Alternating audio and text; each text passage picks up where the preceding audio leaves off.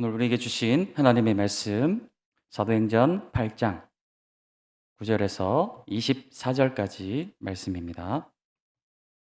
사도행전 8장 9절에서 24절까지 말씀 좀 길지만 한 절씩 교독하도록 하겠습니다. 그 성에 시몬이라 하는 사람이 전부터 있어 마술을 행하여 사마리아 백성을 놀라게 하며 자칭 큰 자라 하니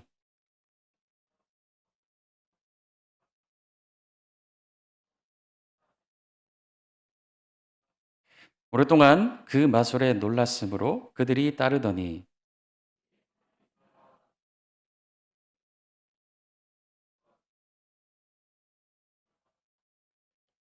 시몬도 믿고 세례를 받은 후에 전심으로 빌립을 따라다니며 그 나타나는 표적과 큰 능력을 보고 놀라니라.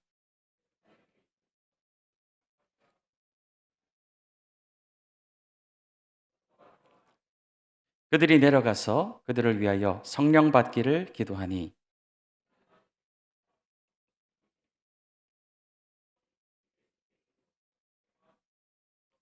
이에 두 사도가 그들에게 안수함에 성령을 받는지라.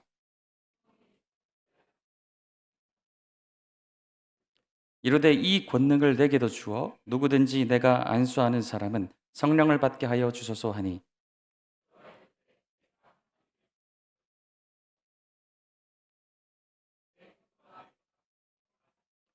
하나님 앞에서 내 마음이 바르지 못하니 이 도에는 내가 관계도 없고 분깃 될 것도 없느니라.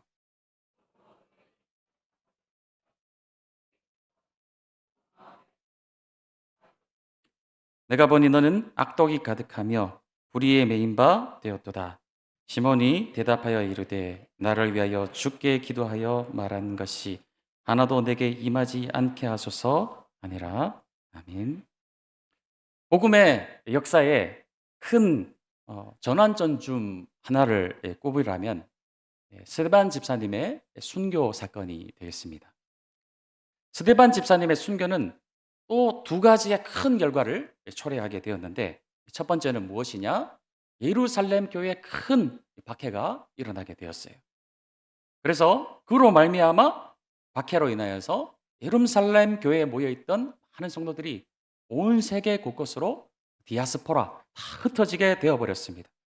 그래서 이들이 예루살렘 교회에서 열심히 말씀을 듣고 성령도 받고 열심히 하나님을 예배하다가 자신들이 가는 세계 곳곳마다 거기서 교회를 세우기를 시작하였죠. 그렇게 해서 세워진 교회 중에 대표적인 교회가 바로 로마에 있는 교회가 되겠습니다. 로마 교회가 되겠죠. 그래서 이 사도행전 1장에서 7장까지의 내용이 교회가 어떻게 태동이 되었고 시작이 되었는가를 말씀을 하고 있다면 8장부터는 본격적으로 예수님께서 말씀하신 것 같이 이 복음이 예루살렘과 온 유대와 그 다음부터가 여기서부터 시작되는 것이죠. 사마리아와 땅끝까지 이르러 이 복음이 전파되리라 하신 말씀이 8장부터 본격적으로 시작이 되는 것입니다.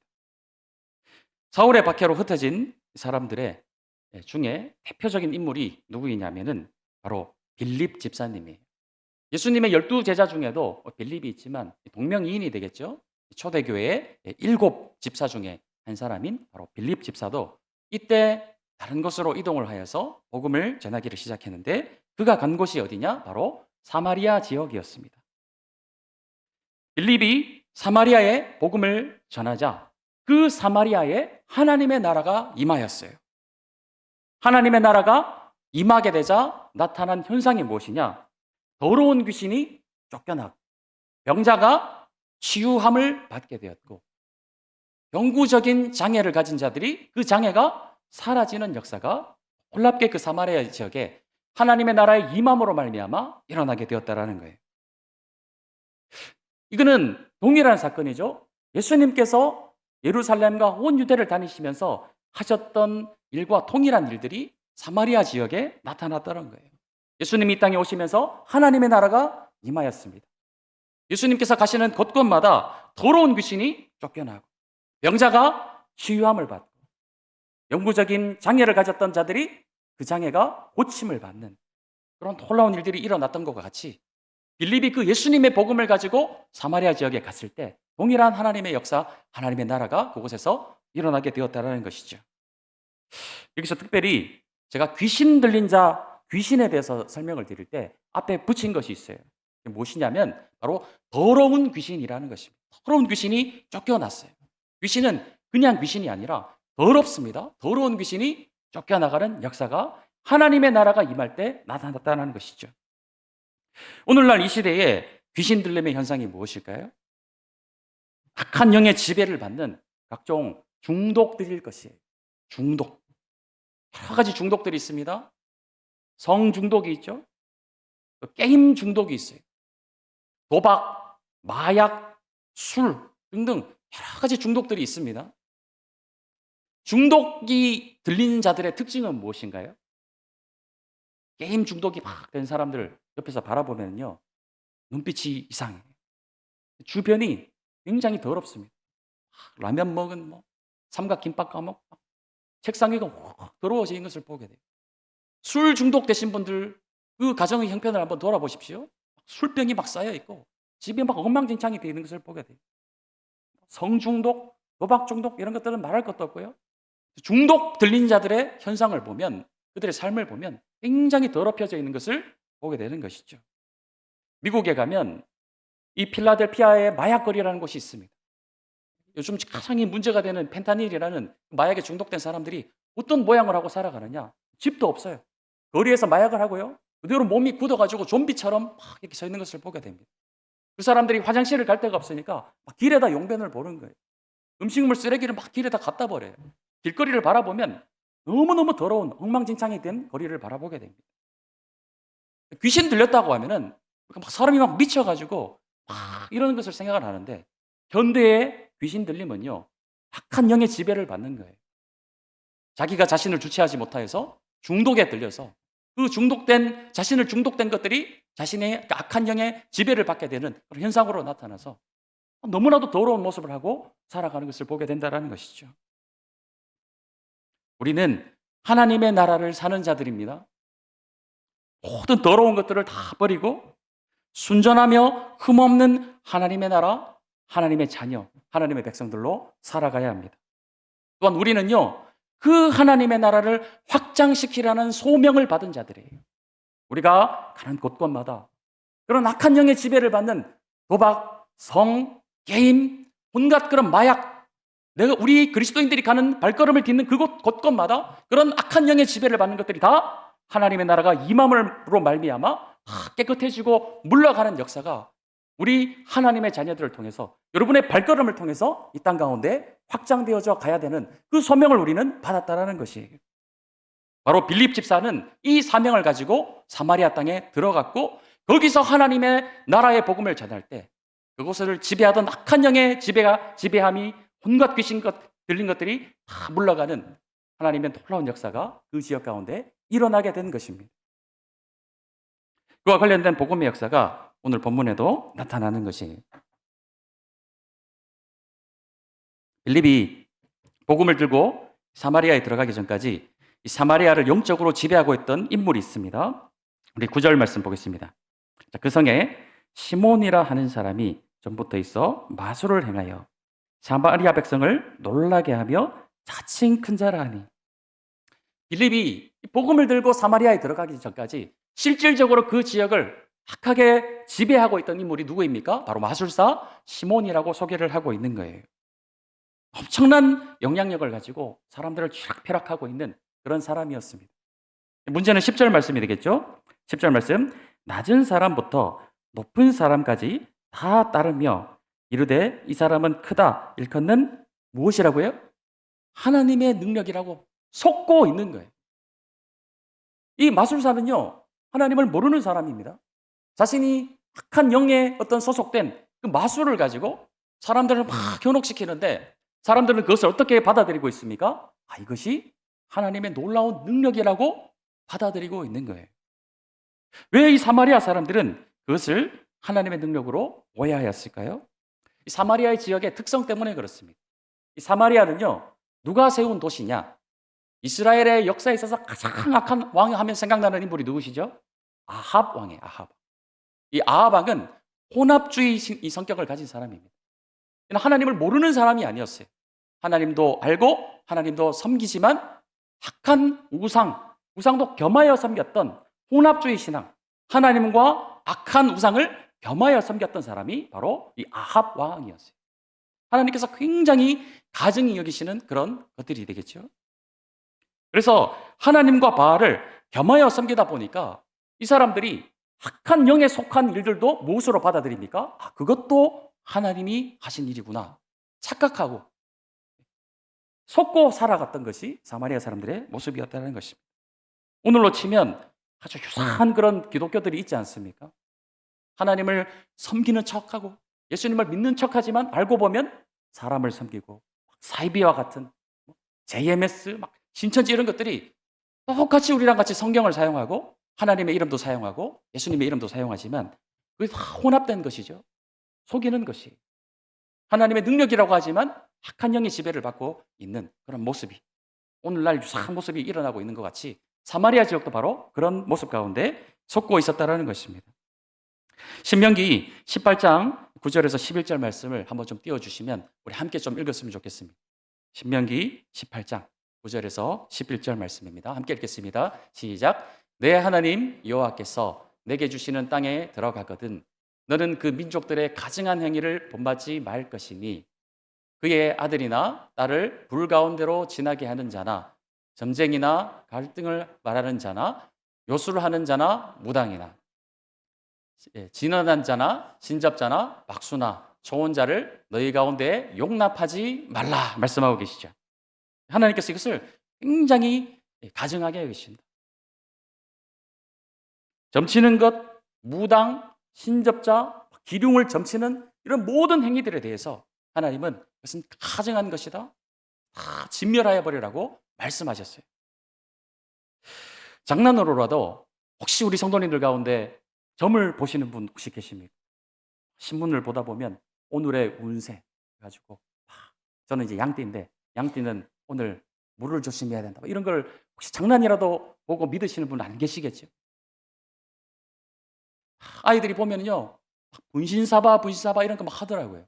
제가 한 번은 교회에서 퇴근해서 집에 왔는데 딸아이가 친구를 데리고 와가지고 침대 위에서 불을 꺼놓고 막 뭘 하고 있길래 보니까 분신사바 이러고 있더라고요. 너무 깜짝 놀랐습니다. 막 정말 처음이다시피 정말 엄청나게 혼냈던 그날의 기억이 있어요. 다시는 이런 거 하지 마라. 요즘은 타로라는 또 점이 있어요. 타로를 가지고 결혼을 하거나 막 연애를 할 때 또 무슨 사업을 시작을 할 때 길거리에 많이 있으니까 찾아가가지고 재미로라도 보는 분들이 굉장히 많이 있더라고요. 장난으로라도 그렇게 하시는 분 우리 성도님들 가운데는 계시지 않겠죠? 시간은 오직 하나님의 것입니다. 시간의 주인은 하나님이세요. 앞으로의 일을 점을 친다는 것은요 하나님의 주권을 탐하는 행위가 되겠어요. 하나님을 흉내내는 일이 되겠다는 것이죠. 하나님만이 오직 앞날을 아시고 하나님만이 오직 앞날을 인도하시는 분이십니다. 시간에는 오직 하나님이 주인 되시는 것을 우리가 인정해 드려야 되는 것이에요. 사탄도 능력이 있죠. 과거는 알 수 있습니다. 점치는 분들이 누구의 능력을 의지하느냐? 악한 영의 이 능력을 의지하여서 과거는 맞출 수 있어요. 하나님 외에 그 누구도 알 수 없는 것은 무엇이냐? 앞으로 일어날 일에 대해서는 하나님 외에는 아무도 알 수 없다는 거예요. 미래는 아무도 모릅니다. 오직 주님만이 아십니다. 그것을 알아내려고 하는 시도는 하나님의 주권을 탐하는 행위가 되겠다는 것이에요. 사람은 미래에 대한 불확실성에 대한 이 막연한 두려움이 우리 가운데 있죠. 1년 뒤에, 2년 뒤에 내 사업이 어떻게 될 것인가? 내 자녀들이 앞으로 어떻게 될 것인가? 내 노년에 내가 지금 잘 대비가 되어 있는가? 이런 막연한 두려움이 미래를 향한 막연한 두려움이 누구나 우리 가운데 있어요. 하지만 우리는 이 찬양을 부르며 그것을 이겨내셔야 됩니다. 참 은혜 받는 찬양인데 내일 일은 난 몰라요. 하루하루 살아요. 불행이나 요행함도 내 뜻대로 못해요. 이 뜻은요 우리가 미래를 전혀 대비하지 말고 살자는 그런 뜻이 아닙니다. 내일에 일어날 일은 하나님께 맡기고 오늘 하루에 주님이 주신 나의 시간에 최선을 다해서 살면은 하나님께서 내 삶을 책임지시고 인도해 주시니까 내일 일은 난 모르겠다라는 거예요. 하루하루 주님이 주신 시간에 최선을 다하는 삶을 살겠습니다. 그 고백이 이 찬양의 내용인 줄로 믿습니다. 주님이 함께 하시며 인도하시는, 하나님과 동행하며 하루하루 최선을 다하는 삶을 사겠습니다. 그렇게 다 고백하시는 성도님들이 되십시오. 물론 막연합니다. 미래에 대한 두려움이 없는 사람은 아무도 없어요. 그 막연함과 두려움, 염려를 누구께 맡기는 것입니까? 하나님께 맡겨드리는 것이 신앙이라는 거예요. 하지만 세상 사람들은 그렇지 못하죠. 미래에 대한 두려움을 해소하기 위해서 아주 악한, 가증한 일, 사탄적인 일들을 서슴없이 행하고 살아가는 것입니다. 대기업 인사 면접을 볼 때 그런 이야기가 있었어요. 면접을 보는데 관상 보는 사람을 옆에 앉혀놓고 면접을 본다. 그런 이야기 혹시 들어보신 적 있으시죠? 세상에 속한 사람들의 모습을 보면 요람에서 무덤까지 무엇을 의지하고 살아가느냐, 이런 가증한 일들을 의지하며 살아가는 것을 보게 됩니다. 태어날 때, 이름 지을 때 어디 찾아가죠? 철학관 찾아가는 것을 보게 돼요. 학교를 지나가게 될 때 많이 찾아가시는 곳이 있죠. 무당이나 점치는 곳에 찾아가서 어디 지원을 해야 내가 합격을 하고 앞으로 잘 될 것인가. 학교를 들어갈 때도 그래요. 결혼할 때는 어디 찾아갑니까? 궁합보로 찾아가죠. 이사 갈 때는요, 제가 이사를 다닐 때마다 이사업체에 이렇게 이제 이사 날짜에 대해서 문의를 하면은 꼭 이 사람들이 빠짐없이 하는 이야기가 있습니다. 뭐냐면 손 없는 날이에요. 손 없는 날. 다 알고 계시죠? 제가 이제 처음에는 그 뜻이 무슨 뜻인지 몰랐어요. 그래서 손 없는 날이 그 일꾼들이 일손이 부족하다 이 뜻인 줄 알았어요. 그래가지고 손 없는 날은 가격이 더 비쌉니다 하길래 저는 그럼 손 있는 날로 해주세요. 일꾼들이 많은 날, 싼 날로 해주세요. 저는 아무 관계 없으니까 그날로 해주세요. 나중에 알고 보니까 그 손이 귀신이더라고요. 귀신이 없는 날 이사를 해야 값이, 없는 날 이사를 해야 되기 때문에 값이 비싸다라는 거예요. 그날. 저는 아무 관계 없습니다. 그 후로는 귀신이 있든 없든 아무 관계 없으니까 손 많은 날로 해주십시오. 저는 하나님 믿는 사람입니다. 값이 싼 날 해주십시오. 사람은요, 태어날 때부터 이사 다니는 것도 다 그런 것을 의지하고 살아가는 거예요. 죽어서 묘자리를 쓸 때도 어떻습니까? 풍수지리를 보시는 분을 찾아가는 것이죠. 요람에서 무덤까지 가증한 일 속에서 태어나고 살다가 죽는 것이 하나님께 속하지 못한 자들의 삶이라는 것입니다. 그러니까 우리가 예수님을 믿고 우리가 예수님으로 말미암아 빛 가운데서 살아가는 것이 얼마나 놀라운 축복입니까? 그런 것을 의지하지 않고 살잖아요. 그런 어둠에 속한 것을 의지하여 살지 않아도 빛 가운데 계신 그 하나님을 의지하여 우리가 살아간다는 것, 그 자체로만 해도요, 우리는 너무나도 큰 축복을 누리는 삶이에요. 내 사업이 잘 되고 내 자녀가 되고 아무 상관없습니다. 내가 빛 가운데서 산다라는 그 자체가 놀라운 하나님의 은혜 가운데 사는 성도이심을 믿음으로 고백하시는 우리 성도님들이 되십시오. 이 모든 것들이 예수님이 이 땅에 오심으로 하나님의 나라가 임함으로 말미암아 악한 어둠의 영적인 권세가 다 물러가게 되고 하나님의 나라가 이 땅 가운데 임하였다라는 것. 얼마나 예수님이 이 땅에 오심이 우리에게 큰 선물입니까? 이것이야말로 하나님의 선물이에요. 우리가 하나님의 자녀가 되었고 이 모든 것에서 해방될 수 있는 그 자체가 하나님이 주신 선물 가운데서 살아가는 삶이라는 것입니다. 다시 본문으로 돌아와서 사마리아는 어두운 권세에 놀린 혼합주의 도시였어요. 하나님도 섬기고 세상의 악한 것도 겸하여 섬겨서 이것이 죄송합니다 이런 이 단어를 써서 짬뽕 되어가지고 뭐가 무엇인지 구별하지 못하는 그런 도시가 사마리아였기 때문에 마술사 시몬이 하는 그 모든 일들도 하나님의 능력인 줄 알고 불쌍하게 속고 살았던 그 인생들 가운데 빌립이 찾아갔다라는 것이 11절 말씀 보겠습니다. 오랫동안 그 마술에 놀랐으므로 그들이 따르더니 12절 빌립이 하나님 나라와 및 예수 그리스도의 이름에 관하여 전도함을 그들이 믿고 남녀가 다 세례를 받으니라고 말씀하고 있어요. 빌립이 찾아가서 그곳에서 세례를 줄 때까지 이들은 그런 악한 것에 눌려 있었다라는 거예요. 그런데 이 복음이 들어가자 바로 충돌이 일어나게 되는 것이죠. 하나님 나라의 복음과 이 약한 영적 어둠의 사탄적인 것들이 충돌이 일어나게 된 것이에요. 누가 당연히 승리하게 되겠습니까? 하나님 나라의 복음이 승리하는 것이죠. 오늘날 세상 사람들도 어둠의 권세, 이 사탄의 악한 이 능력을 신적인 능력이라고 믿고 속으며 살아가고 심지어 그것을 숭배하며 경외하며까지 살아가고 있습니다. 거기에 자신의 삶을 맡기고 요람에서 무덤까지 눌려 있어요. 빛의 자녀들, 하나님의 백성들, 하나님의 자녀들이 그곳 가운데서 찾아 들어가서 그들을 진리 가운데로 이끌어내야 하는 것입니다.